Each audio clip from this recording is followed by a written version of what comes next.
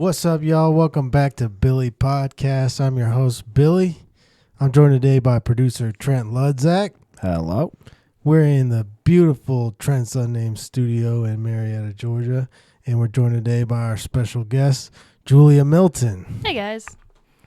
Julia is a stand-up comedian from Atlanta, Georgia, and I just found out she's a master of the barbecue pit. Unfortunately, that's not what I wanted for my legacy, but sometimes our legacies don't choose us, or sometimes we don't choose our legacies, they choose us. Don't be humble about it. There's a lot of people who can't master a barbecue pit.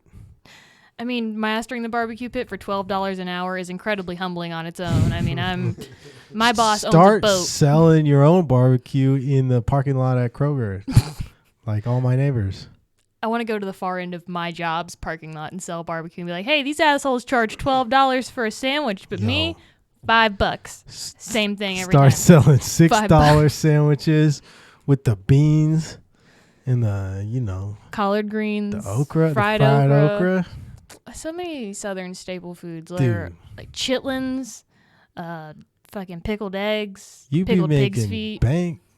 Because they be short-staffed, so there'd be a wait over there. People be like, you know what, I'm hungry. I'm going to get the $6 sandwich. Exactly. Quick, easy, $6 pork sandwich. That's all I have. Just give me $6. I will not give you change. If you hand me 12, if you hand me a 20, you're getting however many equivalent barbecue sandwiches that is. Like, you get no change. Give me $6. I give you the pay. I give you the sandwich. That's it.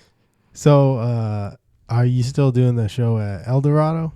I sure am. Tag team goes on pretty much once a month. We've finally locked down a full theme. From now on, from here to the foreseeable future, every tag team is a joke swap. So all of my teams of comics come and they write material for their partner and then they swap it on stage. Okay. That's cool. It has been really fun. I heard about Liam and AJ. Yeah, so last week we had our second show with this format and AJ was invited and he brought Liam. And they got up on stage, and it was just like they had sat down and decided to write the most vile things they could make the other person say. I think at one point, Liam had written for AJ to say... was that what you had in mind for the joke swap? I was hoping for it, but I didn't tell anybody explicitly to do that. I was just like, oh, man, I hope they just say some absolutely terrible shit. Like, AJ's joke was he had to say that... he was the headlining comic at the Laughing Skull for Black History Month next year. Oh man, it was so fun. You just barbecued him. Yeah. I may have helped AJ with that idea for the theme because he was thinking about it at one point, and I was like, "Yeah, just make it stuff that is rough for him to say." Yeah, what could possibly be rough for him to say? I mean, Liam would say a lot of heinous shit anyway without anybody's gift or direction, so... That's where the art of it comes in. But, I got to give it to Liam. He's got some ideas I wouldn't think of, so... I will give Liam credit for his creativity. He once came to me unprompted and asked, what does the inside of a woman's vagina feel like? Okay, that's... it sounded like he wanted to know what yours felt like. He phrased it as an open-ended question for all women, but that's thirst, right? He's like a ghoul. That's a brave question, though. Like, good on him. He had a question and he demanded answers, and he was gonna find the first woman to tell him. Matter of fact, that sounds like harassment to me. If I'm being honest. Yeah, wait till you he don't gets have big. to take that. Wait, oh yeah, no, I'm gonna save that in my back pocket for after his Comedy Central specials. I'm just gonna post that on Twitter anonymously. Ruin it keep right the at the clip start. off this podcast. Well, don't worry. That is going to be the clip for this podcast. That's, you know what? That's fine. Make sure to tag him. Is the comedy scene a very daunting place to be as a young lady in society? Because it's a lot of dudes. It is, and the thing for me is that it doesn't bother me as much because I am the oldest of 6 brothers, so I have a little experience in the male-dominated field, i.e. being my childhood bathroom. So, it doesn't bother me as much as it would bother some women, because I'm so used to the male testosterone area. But there are some things that are weird about it, because Mainly what I've experienced is men will come up to you unprompted to give you advice about your sets that they don't do to other dudes. Like, they come up and say, like, you're funny. Sometimes they do it to other Sometimes dudes. they do, and it's gross either way. But, like, I've seen it happen with just a lot of, like, random guys that come up to me and tell me, like, this is a funny joke, but you should tell it like this to make it better. And that feels like mansplaining. Not even mansplaining. It just feels like they're trying to insert themselves into a conversation with me. Like, it sounds like a bad one-liner because they don't want to actively come out and say they're hitting on me. So, like, they just have to insert themselves. But at the same time, like, for, like, when I see someone like you, I'm like, oh, I want to encourage this person so that they'll keep coming back, because it is very much a bunch of straight white men getting up there and, you know, sweating and farting on each other. It's like, we want to see all kinds of, like, women, feminine people, you know. Yeah, and there's some people that genuinely do it, like, out of that good-natured intent where they're like, hey, I want you to foster a better relationship with comedy and keep coming out, so, like, here's my encouragement. And encouragement is cool when they come to you and they're like, hey, maybe you should try this, or here's a suggestion, like, I think you're really funny and you should keep doing it. It seems more genuine than them outright being like, this is how you should change this joke. Yeah. This is what you should say instead. Yeah. It's weirder that way, you know? Yeah, that is like I'm a better writer than you. Yeah, like, in a way it feels like they're trying to take on that mentor thing and be like, I have more experience. I know more than you. You should listen to me and, you know, do what I say. Because that is annoying, yeah. I ran into that very early on doing comedy out here because I was very not smart about, like, people's intentions at the time. Like, I hadn't really experienced being in a group setting with this many older, more experienced people, and someone took advantage of that and was like, let me take you under my wing, and, like, once it happens once, you can kind of be like, okay, I can see it happening again. You get, like, blind, you get, you know, like, receptors for those kind of intentions. Yeah, for sure. So you're saying that person did not help you? No. In fact, he did not help me so much that I do comedy now and he no longer does comedy. Well, you know, some people just are kind of, you got to know in the scene what are their credentials, right? How many, like, what have they done? And then there's other people who use their credentials as leverage against other people to get whatever they want at the same time. So it's a terrible place. Like, I think if I had a kid, I would try to steer them as far away from show business. Like, it's a pyramid scheme. It really is. In a way, it is like the worst Ponzi scheme ever. Is you start doing it and you feel like you're making leeway, but everyone on top is slowly just using it. It's definitely like a Ponzi scheme. It's like that movie where they lower the food and everybody on the top level just, like, pisses on the food. That's kind of what the whole show business world is like. There's also a lot of great stuff about being a woman out here. People are generally more forgiving when you bomb, which is easy. A lot of, you know, mics want to encourage women to come out, and they make it, like, so that it's easier for us in that regard. And also, like, just, you know, people are nicer. People are nice to you, and all the women want to make a community with the other women, so they're all really nice and really like helpful, and they point out, you know, stuff you should be doing and stuff you shouldn't. And it feels very nice in that regard. Like, I feel like male comics aren't as nice like that as like, where they just kind of, like, welcome them with open arms and, like, you know. Yeah, we hate you until you're good. If you're a guy, we hate you too. We won't talk to you for the first 6 months. Well, because you're wasting spots by being bad. So, you know, we'll talk to you once you get a little good. Yeah. Once you've shown that you're willing to put in some time. I'm kidding. We don't hate you. You know. We don't hate. But we're we do wary. hate your time slot. We're wary of you. That's what it is.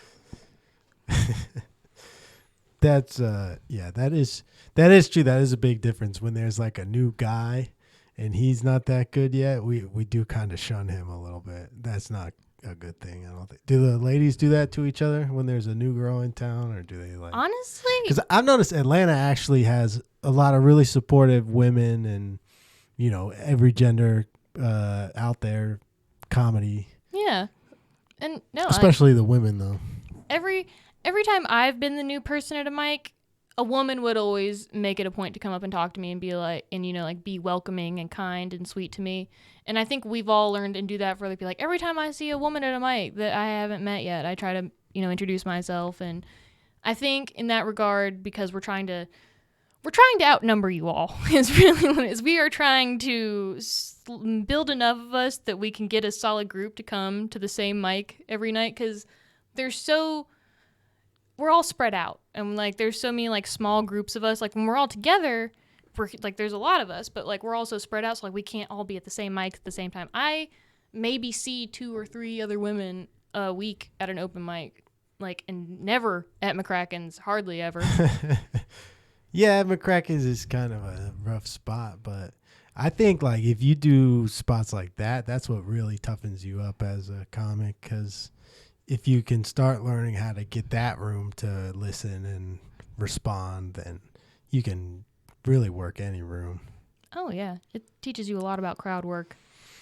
Crowd work and just like not being afraid of the audience when they're talking over you and like not listening and just, whatever. That was definitely my biggest problem starting out, is to like here, if I would get, lost in the middle of like one joke to the next and I could hear people talking louder than me, my like immediate response was like, oh God, is anyone even listening? And after a while you just start to ignore that and just keep talking. Did you ever do like theater or anything as a kid? Yes, I was actually like a child actor for a long time. So like I took acting classes, theater classes, and I used to go to like auditions all the time. I was very much well on my way to being like a career child actor. The problem came is that every time I would get a call back about an audition, my mom would tell them no.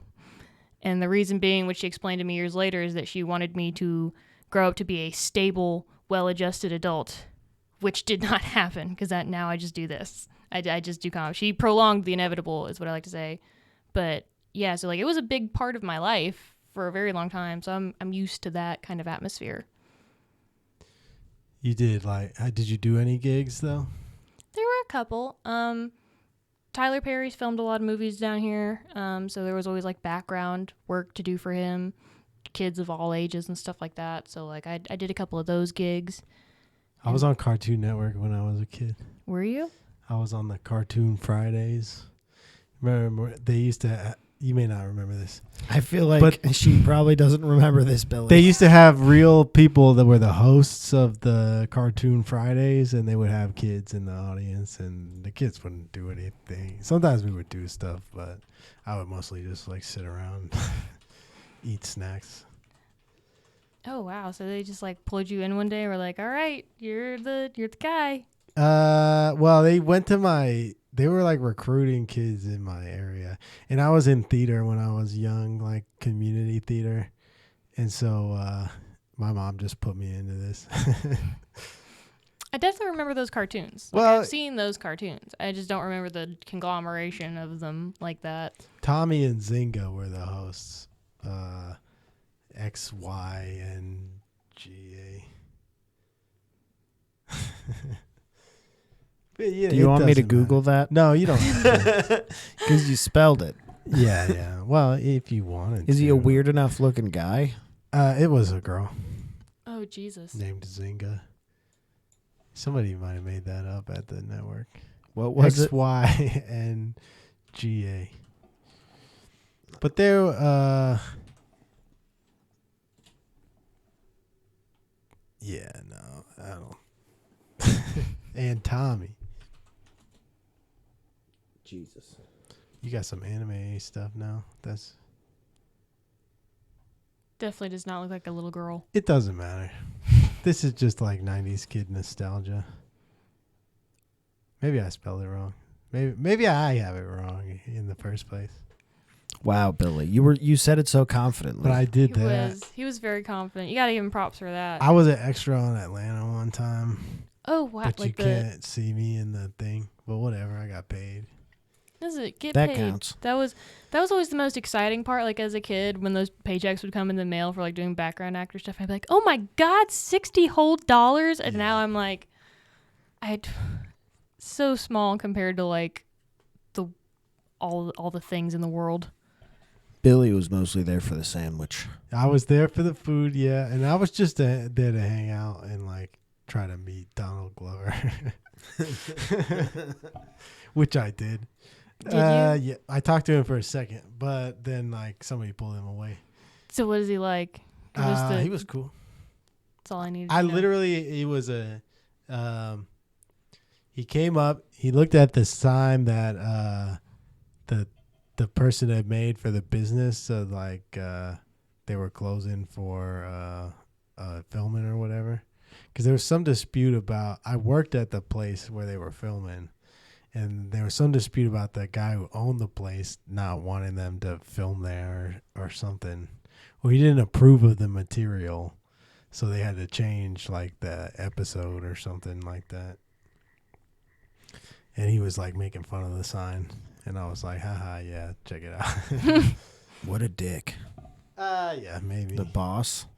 No, I'm just kidding. I think, it was like a Christian thing or something like that. He didn't approve of the content because he was a Christian guy. So. Cool. But the person, like the general manager there, was super excited about the whole thing. So he made this whole like sign about how we were going to be shut down for a TV sitcom filming or something. It's probably his like the highlight of his week. Yeah, it's pretty cool. You can watch back. I think it was season 1, episode 8. It was at Baldino's. Nice. Oh, like Baldino's. sandwich That's shop, where yeah. it was. Yeah. I know old Baldino's. It looks like they're eating like Waffle House in a diner or whatever, but it's Baldino's. Interesting. We had a show in Baldino's a couple times, like with like bands. We had an open mic there for a while before COVID, Oh. and it was kind of like that video. Have you seen the like "What the fuck is up, Denny's" video? Yeah. Yeah, it was just like that pretty much. What the fuck is up, Classic. Baldino's? Like 16 dudes in a Baldino's with like metalcore going bands. way too hard. Yeah. The furniture of Baldino's Like couldn't pop-punk handle. metalcore bands. Then we did one outside because everybody that worked there, like my old roommate started managing it, and he's a skateboarder, and so he started hiring all the skater kids in town, and they had a like game of skate at Baldino's, and a bunch of bands played, a bunch of like metal bands played. It was pretty wild. They played outside. That's very odd. They had like a that. skate competition where you could win like a custom made like skateboarding deck and some money, like $100 or something. But that place was awesome, dude. Just the most low stakes competition that ever have a band. My friend Corey was running it, and the general manager that took over Baldino's, like he never showed up, kind of ran it into the ground. And Corey just hired all like the local skater kids. So they were just like, anytime there wasn't a customer, they were just skateboarding outside. I was supposed to say, that sounds like the best place to work ever. You and all the other dudes you skate with. Dude, if that was managed properly, that place was a cash cow, dude. Like when Matt owned it, dude, there was a line out the door to the street. For real? Yeah, dude. Hey, speaking of those, have you guys run into the Whataburger line yet? I have not gone there. I had Whataburger quite a few times when I used to tour around Texas. So I was like, it's like a almost better Burger King. I was about to say, like, what is the deal? What is the excitement? It's 24 hours. Makes sense. And it used to be in Texas only. But Riding the Buc-ee's hype train. yeah. They're expanding, I guess. It's 24 hours. So a lot of times, like after shows with my band in Texas, we would go to Whataburger with everybody, and that's the nostalgia for like Texas people, probably. Yeah, it's the Texas open all night spot. It's basically their Waffle House. Okay. Yeah. That makes sense. Do they have Waffle House in Texas? They I need it. don't think they had it, at least in West Texas when I was there.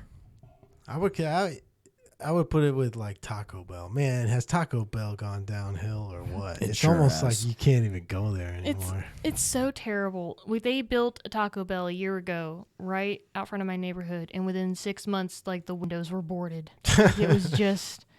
It's open and running again now, but, like, I never see anyone there. The Taco Bell by my house, it was like they had one of those signs up that was like, due to nobody want to work anymore, we might not be open sometimes or something like that. I was And like, everything was spelled wrong. yeah. Someone illiterate wrote it, but that's all they got. So Hey, do what you can. dude, a couple times they'll be like, I would pull up and they'd be like, we're not open right now, but what do you want? It's like, I don't know. What can I get? Just fix me whatever you've got, man. Yeah, like bean burrito. Is that cool? Like, all right, I got you. Is that your staple order from Burger King? Not Burger King, Taco Bell is the burrito. Yeah, I like the bean burrito with the cheese and the. I don't know. I stopped eating the meat there because I was like, I don't trust these people anymore. These employees to microwave it correctly. Oh, jeez. Don't worry, it shows up to the store fully cooked. I know, but Or whatever it's equivalent. It just kind of doesn't sit right. It's actually dehydrated. They No, just it gotta drop a physically little water doesn't on it. sit right, Billy. Yeah. It physically causes lots of problems. Yeah. I don't really like the meat there, but I'll get the beans and the cheese and cheese quesadilla. The stuff that's already going to fuck your guts up. Yeah. I get the I only ever get those little cinnamon bites that are just filled with cream cheese. And I love the portioning on them because on them you can either get 2 or you can get 12. But there is no in between. And I love it. I get 12 every time. She's right. I'll throw them on an order every once in a while. That's pretty funny. 2 or 12. 2 or 12. I've asked them before. I'm like, hey man, like if you charge me for like, I don't know, just 3 of the 2 or something, like, can I just get 6? And it's like, nah, 2 or 3, 2 or 12, man. It was late at night though, so he was probably just sick of the bullshit. Too much work. They're already Too in much. bags. He's like, they're pre-bagged, just take them. But yeah, that's like a weed guy. Like, They are insanely delicious though. can get the Trent, you said you grams. They're had too them. good. They're dangerously They're good. they're too good, but they also feel uncomfortably like hot cum bursting into your mouth. Like you're chewing on someone's nut. And then No, so it's like it's like Cinnabon Yeah. inside. So it's like imagine like a donut hole, Yeah. but it's stuffed full of warm Cinnabon Yeah. stuff, Okay. which it really does burst into your mouth somehow. They really got that science in there, which gives you an odd sensation, I would say. But then you're like, oh shit, this is delicious. Here's a question: why are they coming out with all these innovative like products, like injected Cinnabons, but they can't get enough people to work at the restaurant to actually serve them? They're streamlining the fat process. They're like, just get it in there as fast as you can. It's like those How do they have a team of scientists, but they can't get a team of drive-through workers? Everybody started going to college. I think of it as like the Four Loko business method, where you're shoving just as much, like how fast and how horribly can we get the bad stuff into you as quick as possible? Like, what is the quickest vessel? Four Loko, just the quickest vessel, and everything just needs to be like a Four Loko. A Four Loko? Yeah. I used to buy Four Locos with my brother's ID because I realized if I would use his ID to go get like a bunch of beer, then all my stupid friends would drink my beer and not give me any money for it. So I started just buying enough for me to get wasted. And I think that's when I first became an alcoholic. Nah, that's a good trick. Yeah. Yeah. I was smart about it. I would get hammered for like $4. Weren't those banned for a while? Like, Yes. they were like not legal in the They States. used to have like caffeine in them. So there's the original Four Loko that was like real it was literally an energy drink with alcohol. That was for a short period of time. though. Yeah, because a bunch of people started dying and fighting cops. People try to downplay like the current formula because it will still get you blasted. No, off your ass. it's still too much. Oh yeah, no, I looked at it. It's still got caffeine and alcohol. It's just got none of that taurine that's in like Monster and Red Bull and stuff like that. I can't even imagine drinking one of those. No. Dude. Someone showed up to the open mic with one the other day. I have some at my Was house. it Murray? No, I think it was JC. I think it was JC Smith. That's a good runner-up. Dude, I don't drink alcohol at all anymore, but I would drink the Steel Reserves. Ooh. This was a genius technique that I think I didn't pioneer this, but I was a master of it. You go to the gas station and you get 2 black Steel Reserves. They're 8% alcohol. You chug them both, and then you black out drunk and feel nothing. That's horrible.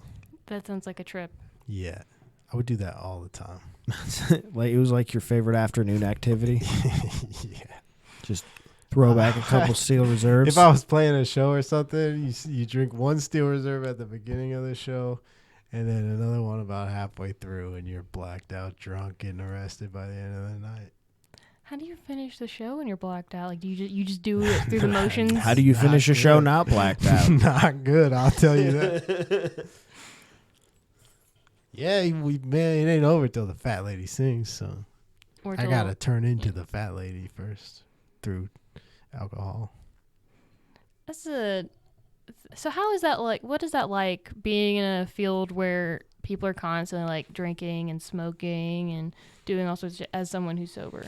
Well, I'll still partake in a couple of things. Like, don't have a problem with Heroin. Yeah, I don't have a heroin problem. I never tried it, but I've tried like pain pills. I don't have a problem with those. Like I could take one if not if I was in pain. Probably that'd be a bad idea because that's how you get addicted to them.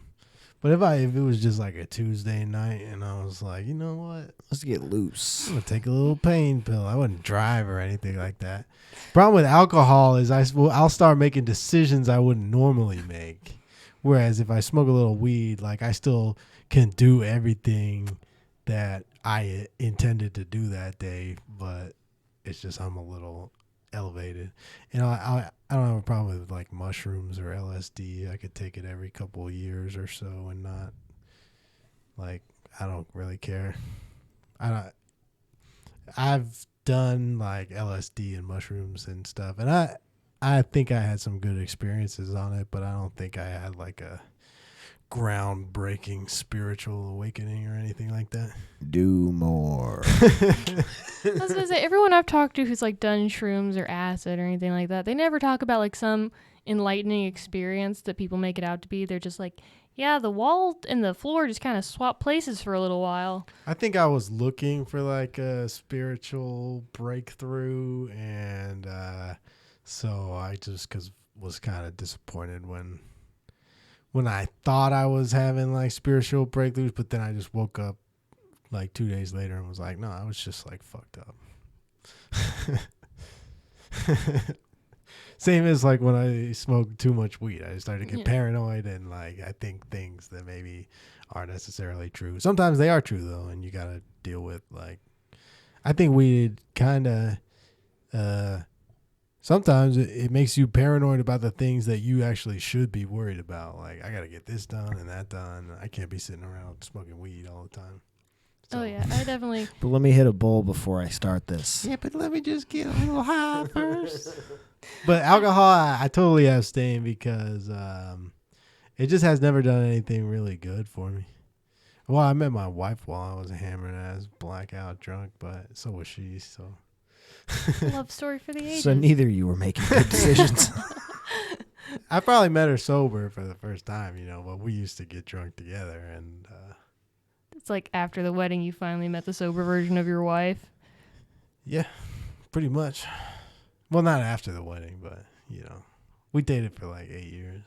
Oh wow, that's a long time. Yeah. And man, I don't think I know anybody that's been together that long. Dude, I've like totally changed as a person from who I was 8 years ago. So That is a wild thing, especially like go through that with another person who's like trying to intertwine their life with yours is like, that sounds trippy as hell.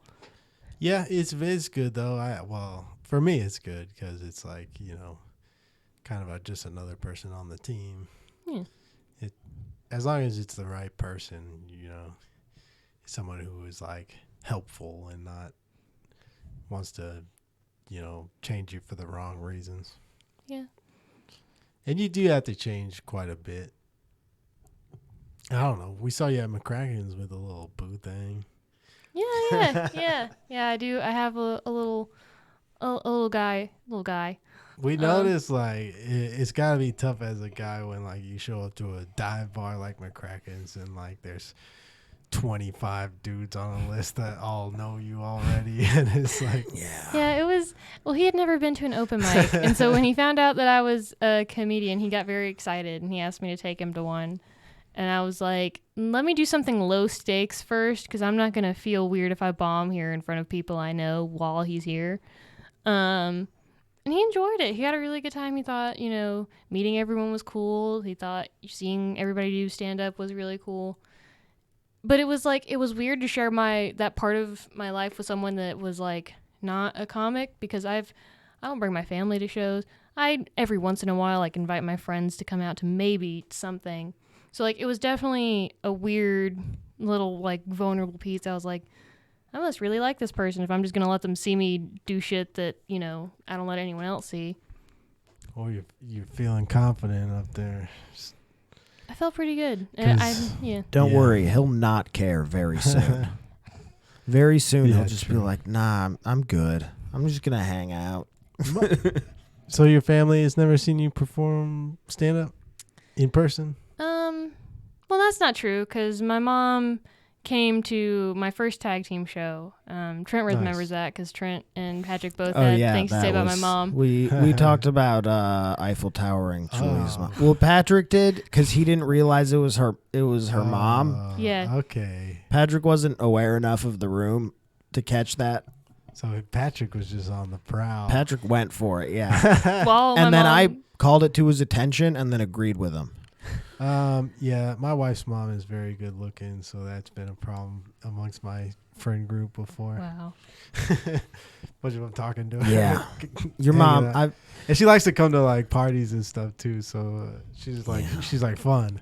And so it's really weird, because like I tell jokes about like, especially my mom. Like I tell my mom's story about how she hooked up with Ludacris, and so like I'm glad that she's not super eager to come see me do it, because A, she's already done it. She knows what the open mic scene is like. It's not exciting to her. And B, just because I don't want her to correct me if I get a detail wrong and heckle me, because she is a notorious heckler. It's also why her boyfriend had to quit comedy, because that's how they met, was doing Atlanta stand-up. No way. And then my mom got so comfortable with him that she would heckle him while he was doing his set. And it got to the point where she had once gotten a bar in on a drinking game called Let's Take a Drink every time he tells a pun. Her boyfriend was a comic? Yeah. She and him were both comics. That's how they met. And they still know people. They know Ian Aber. They know Mandel. What? Think Matthew English. Like they know a few people that are still out and about. That's crazy. So yeah, it's generational. Oh yeah, I have learned so many things of what not to do from both of them as I do this, and it's wonderful. If she was a comic, how could she not obsess over your material? I know I would, as like a parent. I'd be like, no, your timing's off. Like, oh, it's because I am constantly like on 1-2 punch with her. Like I'm constantly throwing jokes at her all day, every day, just like being a general nuisance. That she doesn't need to come see me do it on stage. She's like, I get enough of this at home. I'm actually glad you're going to go out for a few hours and not bother me with this. I'd be hiding in the back. I'd have a trench coat and a disguise hat, on, so no one would recognize me, so I wouldn't stand out. And some sunglasses on in the back of McCracken's with a trench coat and just taking notes. Sometimes she writes jokes for me. Sometimes she'll come. She's like, I'll be at home just doing something, and she'll come up and be like, "Hey, I got a joke for you. Listen to this." And she'll. Are they bad? 9 times out of 10, they're horrendous. But occasionally, she hits me with a good one, or just something like low key funny. Well, I see why you're not on Star Bar anymore, Mom. No, her mom's cool. She's listened to my podcast before. Yeah, my Okay, mom. that's what's My mom up. has listened to Trent's podcast a couple of Is times. she gonna listen to this one? No, she's sick today. I'm gonna She- find This her and isn't send it live to or her. anything. Oh, this is it not? No, this No, is gonna no. go out in like a while, at Oh, some then- point. Yeah, she'll probably listen to it. she'll probably want to see. We should say something you wouldn't want your mom to know. Eiffel Tower's still open. No, no. No, please, no. She probably would want to hear that, you know. You know what she wouldn't want to hear is that I talk about how she's been married and divorced 5 times and how that correlates to her Oh, catching snap. me sucking dick in high school. Snap. And she's like, I taught you, to be respectable. We never put penises in our mouths. And I was like, oh, now I know why you've been married and divorced 5 times. Whoa. It's a fun joke to tell on stage. Like every time I've told it, it's been fun. But like I would never. Has she really been married and divorced 5 times? 4 or 5, yeah. Was that 4 or 5? Was that difficult for you as a youngster? Nah, because I think number 4 was my dad. So, yeah, it was like there were 3 guys before I even existed that I never knew. And then there was my dad and then the guy after him, and that was about it. Okay, which one of them do you like the best? Who's the best dad?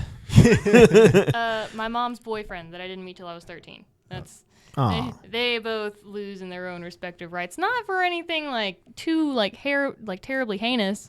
Like the guy that's my brother's dad, he's just an up close magician. Like that's just ooh, boo. Jeez. that's hard. I mean, they were To just, know that your mom went for an up close magician. to be fair, Yeah, what kind of He clout sold- is that? he sold pot and skateboards before becoming an up close magician. So like she reeled him in with an entrepreneurial sense and then immediately trashed it to hang out with. Then he was like, nah, bro, I gotta get rid of these vibes. And I gotta do some up close magic. I gotta fool some people. It was so weird having friends over to my house and being like, oh yeah, we can't open this door because it leads into my dad's magic room. And there's a bed of nails behind the door Bro. and we might cut ourselves. I Like, would oh. want to go in that room so bad. It was such a nerdy little room. Like, I would be That's- like, magic room. Oh yeah. Bed of magic nails. room, you know what that implies? Like, I wonder what it was like for my friends to come tell their parents, like, oh yeah, she has a magic room at her house. Like, that to me implies something absolutely terrible that I would never want, like, in my home. But I would die so brutally in that room. there I was. think Jeffrey Epstein had a different type of magic room. I think that was called a temple. Yeah, oh yeah, you're right. But yeah, there was That was a a bed of temple. nails. There were. He had one of those too. There were, the cuffs, and there was all sorts of cards, and like, He had all those except the cards, I think. he had a unicycle in there. And Epstein like stuff had for one of juggling. those for sure. Yeah, that was how he chased the kids down the hallways on his unicycle. You can juggle knives. That counts. He could juggle knives. He juggled knives. What's the most dangerous One time- thing? One The time most I dangerous saw- thing he's ever juggled. Oh man, probably with these katanas. He had the That's- set of katanas and he Dude. juggled them. This guy sounds awesome. It was pretty cool. He's not the winner. He skates and he does magic. This guy sounds. The thing that made that like I see. makes him I not see where cool- she went down that road. The things that makes him not cool is he's just like he's a dick sometimes. Honestly, Like, dude, if like a If you know magic, you're not gonna be a dick sometimes. Come on. he brought a 16-year-old to their anniversary dinner, like that kind of level. Like that's not being an Yo. up close magician dick. That's just being like a dick. that was his girlfriend or something. No, it was a 16-year-old boy. Oh. He was grooming him for magic or something. No, this kid was part of a magic You club gotta at his see local this kid, high dude. school. I'm just freaking. Pretty much, yeah. The 16-year-old Prestige, kid was man. just like into magic and met my dad because like my dad went to go like I don't know. They met at some community thing like I don't know. But he met this. It was like a convention for magicians. And he met this kid and just became really cool friends with this kid. This kid would come hang out at my house and we're like. That's weird. It was really That's so weird. weird. It was It is so weird. fucking weird. And he brought them on their You're not anniversary dinner supposed one to do time. that. I feel like your dad is probably the only guy that ever did that that's not a pedophile. I think I so. think he was a pedophile. I know. I Or he don't. was. One or the other. He's not. he's not sneaky enough to be a pedophile, if that makes sense. Like, he is. Most of them aren't sneaky. They just have just enough money that kids think it's a lot. That's usually what it is. I think he just happened to befriend this one kid because they were both really into magic. I don't know if there was autism at play, but it definitely seemed that way from an outside perspective. Well, magic is of the occult, and we know that, we know how that goes. Did that kid disappear suddenly and just was never Did he ever spoken of go to again? a pizza restaurant in Washington, D.C.? No, one day, like, he came over to hang out with my dad and was like, yeah, I'm moving to Seattle. I've got a group of magicians up there. We're going to, like, roommate and do, like, a show together in Seattle. You should come with. He's Antifa now. And he moved to Seattle. Yeah, like, that was the last time I saw him. And then he came down for, like, one Christmas after that, like, when he was, I don't know. I was 16 at that point. So, like, I was at the age he was hanging out with us. And, like, then he was an adult. And it was weird. Like, yeah, it was just weird.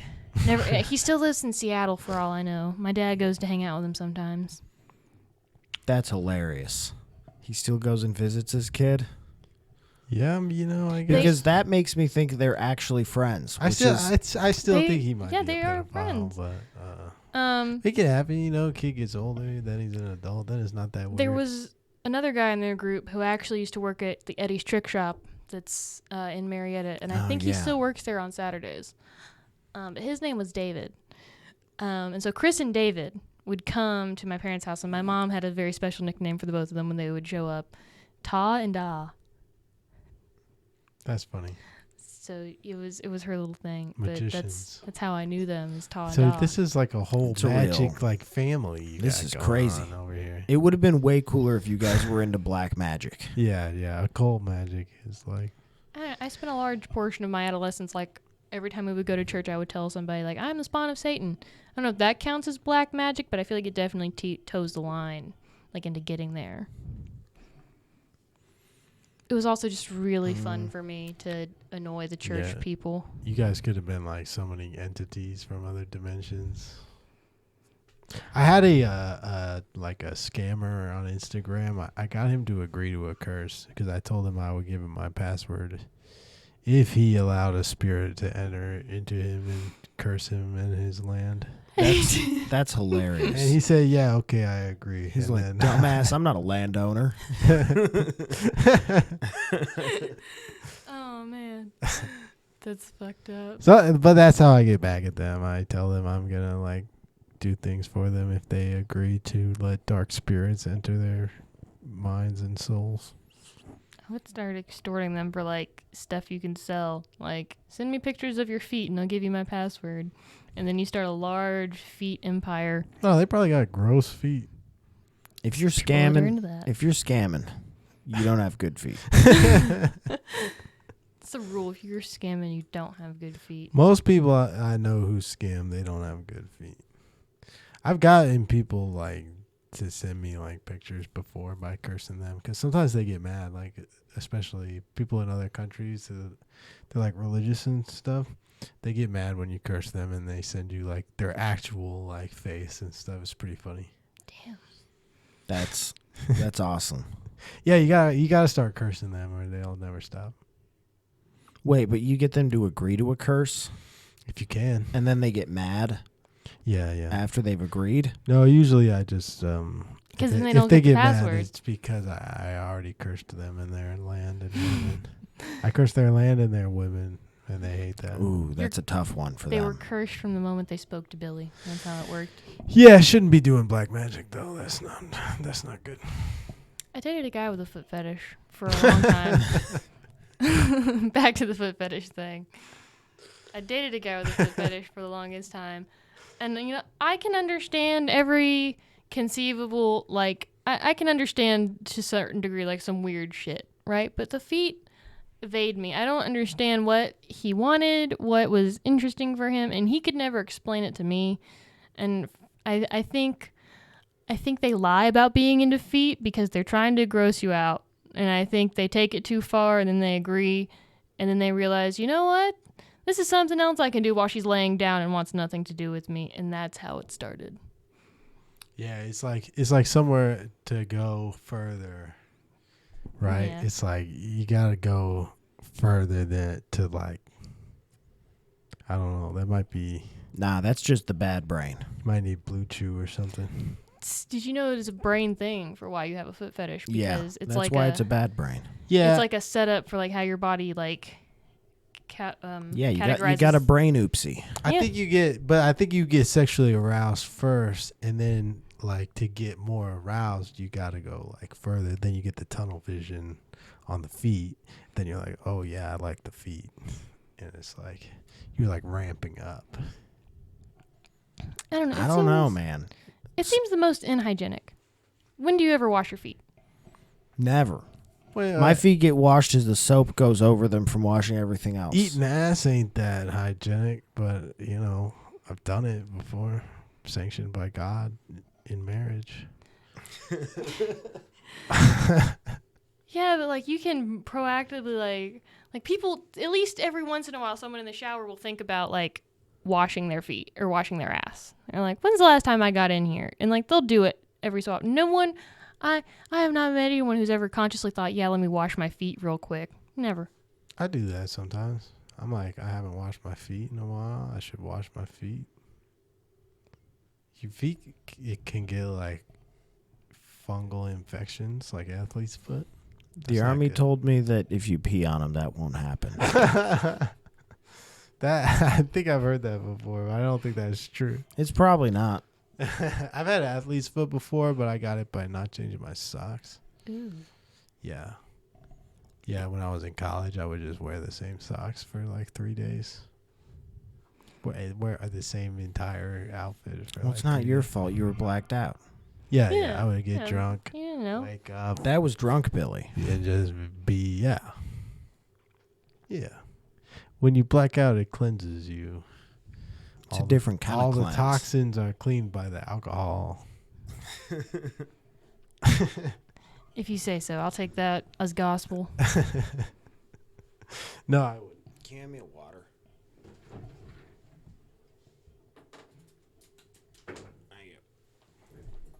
All right.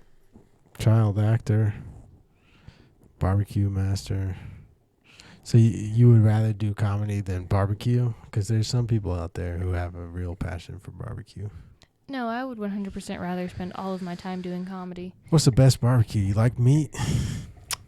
Oh, like in terms of like the types of meat to cook? Oh, I mean, I'm basic. I like the pork. Pork on anything I think is delicious. Like pulled pork? Yo, yeah. Pulled inside meat pork Okay. is so soft and so tender and so delicious. What about the barbecue sauce? I like Sweet Baby Ray's. Okay. I'm a big fan of Sweet Baby Ray's. My least favorite barbecue sauce is like anything with honey. Any honey barbecue can go fuck itself. Well, what about on like some fried chicken? I don't like honey on my fried chicken. I like ranch on my fried chicken. All day, Ranch on the every day. fried chicken? All Oh, day, every day. Okay. What's the best barbecue side?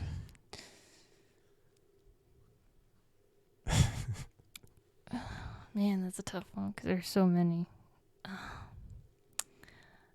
Honestly, coleslaw, maybe. I feel like that's what people get the most. Or mac and cheese. Oh, so mac and cheese on your barbecue plate?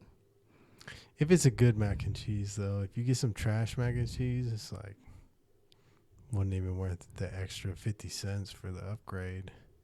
What's better? Drier mac and cheese or like wetter mac and cheese, like gooey?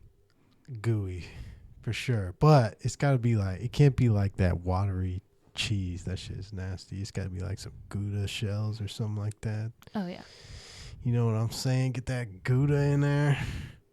I like the baked beans. Some Brunswick stew. Man, what is a Brunswick stew? Because I've heard of it, but I've never had it. I don't know. Just a bunch of stuff in a... It's just a bunch of stuff and some stew water. Nah, it's got corn in there. I'm pretty sure that Brunswick stew is just the nice name for the stew that has everything else in it. Yeah. That's got like the some leftover good meat stuff. stew. Yeah. The leftovers. That's Nothing what gets I want. wasted. It's like hot dog stew. Ooh. It's like those. It's like those parts. No, it's They don't good. like. They don't. No, it's good, but yeah, that's it's what like, it is. just like a bunch of stuff thrown into a. It's like a Chinese soup, like the hot and sour soup. I don't know I couldn't name you one object in the hot and sour soup, but I eat it. I know there's tofu in there. That's why I don't eat it. No, I don't know what anything in there is, but I eat it, and it tastes good to me. No, I like my job. Like I like having money, and I like the people I work with most of the time. It's really just like the people that suck. Like I had this guy come in this week, and he was absolutely irate, like just losing it. Why? Because he went through our drive-through, and he rolled down his window. There were bees outside. Bees tried to get in his car and wouldn't go away as he was placing his order. And it's like you meet these people, and you're like, did you just like spawn here? Like, did you just pop out of thin air not knowing a goddamn thing about anything? Do you ever get like material from the service industry? All the time. Because I feel like that could just be like, if you can narrow down on it, like that could be a wealth of material. Oh, it is like, service jobs in general are just like the best place to get material because it is just like the best peek into the general like public. And they're a funny bunch. Like they're people who just don't know any better but think they do is just the... I think like people who work in the service industry and like the show business industry kind of think completely different than like regular people who just go to like a 9-to-5 desk job or something like that. Like almost like a completely different culture. Yeah, in a way it is. Like it's grungier. I feel like it's a dirtier part of, things because we're so used to dealing with just absolutely disgusting shit all the time. Feeding people. Yeah. Feeding people is gross. So gross. People bringing their kids out makes it more gross. Why is that such like a prevalent thing in like, I don't know. How do you get to where there's a place you go and somebody like makes food for you? And because like most people, they don't really even like cook at home. Some people don't cook at home at all. I mean, I don't know how to answer that, to be quite honest. That was such an enormous question, yeah, Billy. I was like... Yeah, how do you get to that point as a society That's- where everybody just eats out at restaurants and stuff? I mean, And then you go out, you shovel a bunch of food in your face, and then... do you really want to know? I Throw it in the I trash. could take a crack at how we got here. I mean, I'm thinking about it, and maybe I could guess. Nobody cooks their food at home. Some people do, but those people are usually crazy. GMOs is the short answer. Yeah, facts. It's like you can't even eat like a proper diet unless you like set aside a whole bunch of time to like... Yeah. How often do you get vegetables when you go out to a restaurant? Like when they ask what sides you want, like do you ever say like, oh, we'll have like broccoli? So much food gets wasted too. You just like An insane amount. buy some food because you think you're going to cook it, and then it just sits in the fridge for 2 weeks and you just throw it out. It's like, how much food is getting thrown out every day? We throw out... So in most restaurants, the way it is if a plate touches a table, that plate is contaminated. Right. I would be eating off the table. So, we've got like managers that like as soon as something's touched, they're like, all right, it's going in the trash if they don't want it. Before I worked at a pizza place, I would eat the pizza they left behind. I'm the type of manager where I'm like, hey, the table Stuff didn't want one this. in Do me. you? Like, does anyone want to eat this? Because there is nothing better than working in the service industry than free food. Yeah. So much food. Just can't get caught doing that in front of somebody. Yeah, you just got to know who to look out for. I would like stick the good one on the top of the like busboy like cart and then roll it to the back, and then I would just eat the rest of their pizza. I didn't care. Sometimes I'll see like a whole plate like they picked at it, but they didn't eat most of it, like fries untouched, mac and cheese untouched, and I get the intrusive thought where I'm like, there's too many people in here for me to do this right now, but God, I just want to take this and like go hide in the back and eat it. But I know if I do, someone's going to see me taking it off this dirty plate. Dude, my friend Corey, who would skate at Baltino's, he would eat every sandwich that was like messed up that we would have to make him a new one. He would eat every single one because he didn't want the food to go to waste. So he would eat like 3 sandwiches. So What a trooper. He's doing a service right there. He That's what was he's so doing. funny, dude. Damn, I had a good question, but I forgot it. Oh, well, doesn't matter. We're at like 55 minutes. That's pretty good. Yeah. Julia Milton, thanks for coming out. Thank you for inviting me. I had fun. Check her out on Instagram and the tag team comedy show at Dynamic El Dorado, which I'm sure you post on Instagram. Yep. So Our next show is May 10th, 9:30. May 10th. Peace.